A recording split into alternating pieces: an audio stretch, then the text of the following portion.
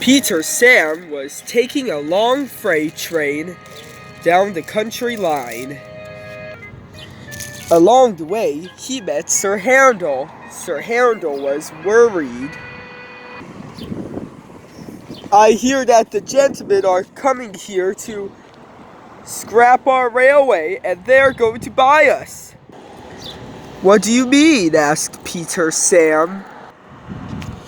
Sir Handel wasn't sure. "The reason why they're doing this is, well, you know, he's going to buy us, and that would be dreadful." But Peter Sam and Sir Handel kept worrying all day. At the station, Peter Sam told Sir Topham Hatt what had happened. "Sir," said Peter Sam, "the cameramen are going to buy us, and you think I'm not useful anymore."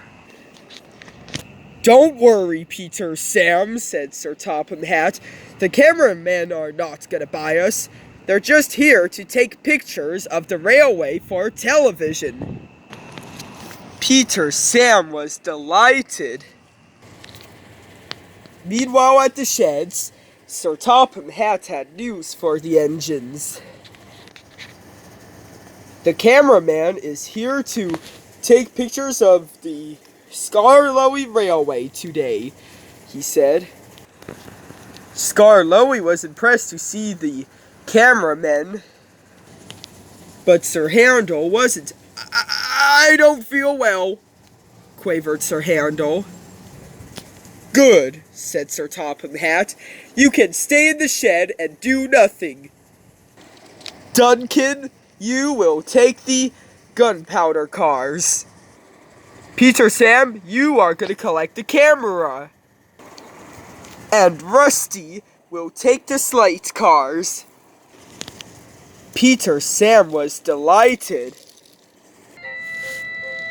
So Peter Sam collected the camera and off he went to the lake. Peter Sam rattled across the viaduct. "We're on the air, we're on the air," chanted Peter Sam. Peter Sam was glad that he could take the camera carefully. At last, Peter Sam reached the station. Skarloey was waiting with the cameraman. The cameraman made the important announcement.